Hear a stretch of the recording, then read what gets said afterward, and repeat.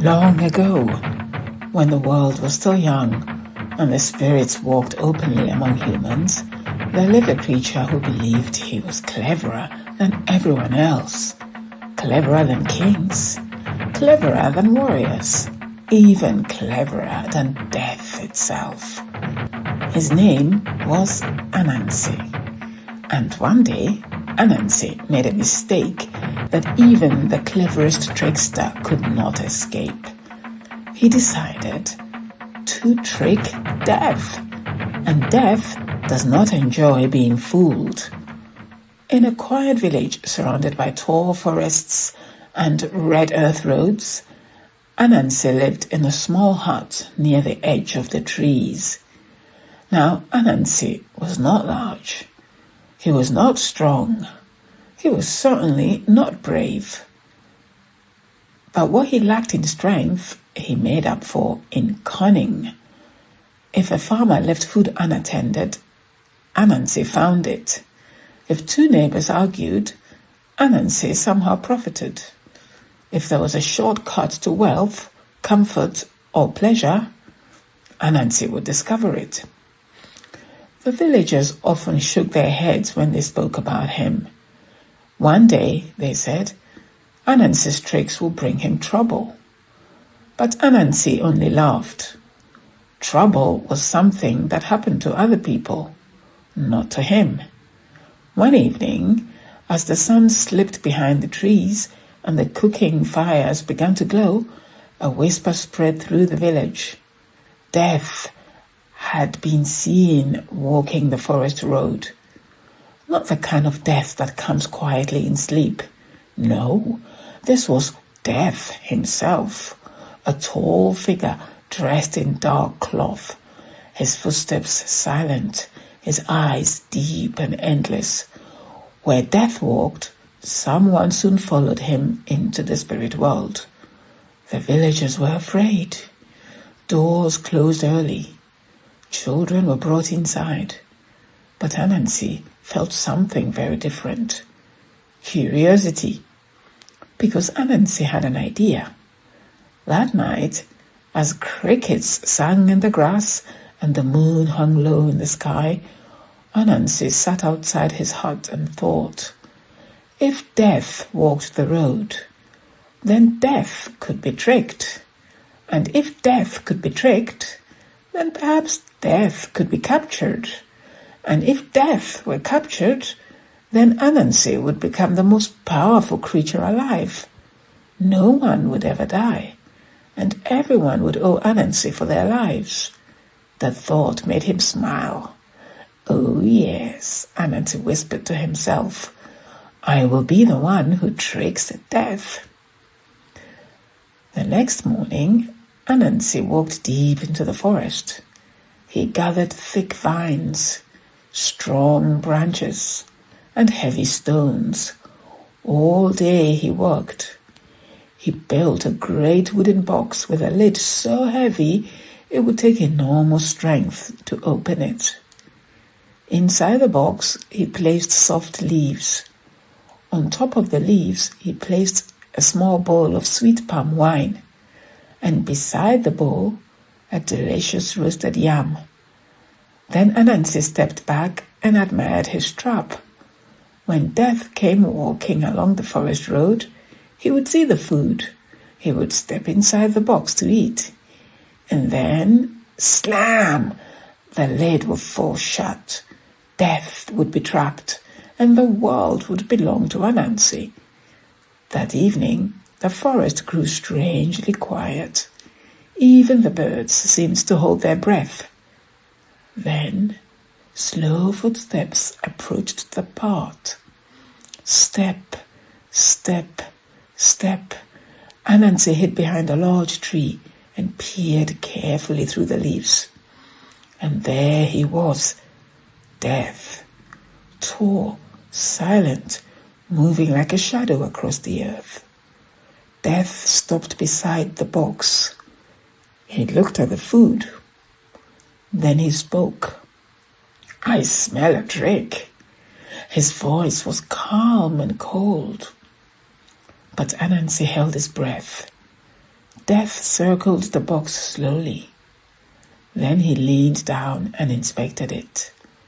"A trap," he said quietly. Anansi's heart sank. But Death did something unexpected. He smiled.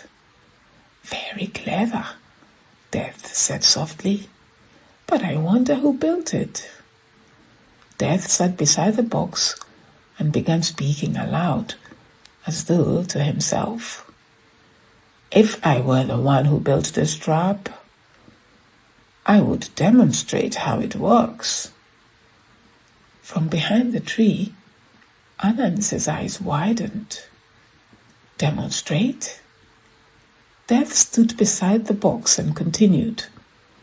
"Yes, if I had built this trap, I would show exactly how the victim steps inside." Anansi could not resist.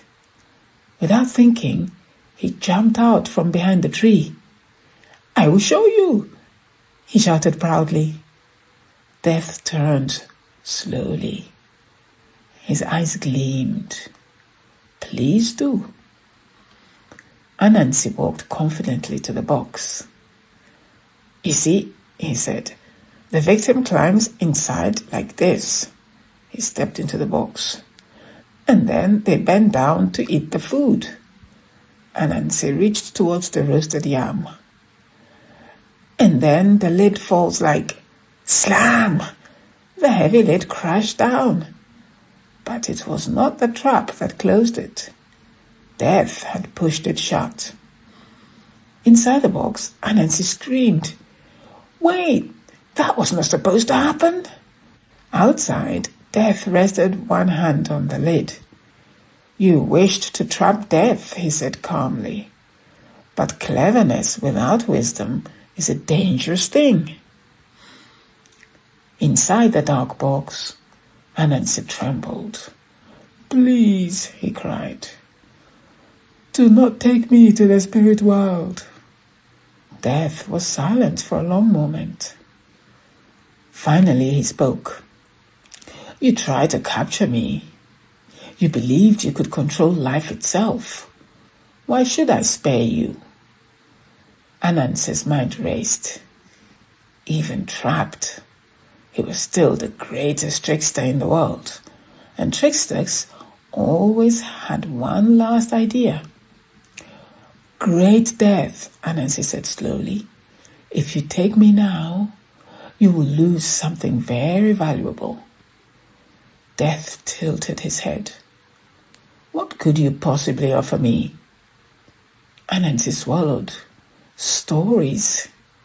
Death said nothing. Anansi continued. "If I die today, my stories die with me. The laughter, the tricks, the foolish lessons humans need to hear. Without stories, the world will grow dull." Death considered this, but even Death knew something important. Stories were powerful. Stories shaped how humans lived and how they died. After a long silence, Death lifted the lid. Anansi crawled out, shaking. Death looked down at him. "I will spare you," Death said, "but only if you promise one thing." Anansi nodded rapidly. "Anything." Death's eyes glowed softly. "You will spend the rest of your life telling stories. Stories that teach humans wisdom, so they do not become fools like you." Anansi blinked. That was not what he expected, but it was better than the spirit world. "Agreed," he said quickly. Death stepped back onto the path, and as he walked away, he spoke one final time. "Remember, Anansi, no one tricks Death." From that day forward, Anansi traveled from village to village. He told stories beside fires, under trees, in crowded markets. Stories about cleverness, stories about foolish pride, stories about tricksters who believed they were smarter than the world. And every time he told the story of how he tried to trap death, the listeners laughed, but they also learned, because even the cleverest trickster once discovered something important. Some forces in the world cannot be tricked, and that is why, even today, when storytellers begin a tale in many parts of West Africa, they sometimes whisper a quiet thanks to the trickster spider. Because if Anansi had not tried to trick death, we might not have his stories at all. If this story spoke to you, leave a like and subscribe so these African folktales continue to live on for the next generations. Until our next story, walk gently through the world, and may wisdom guide your path.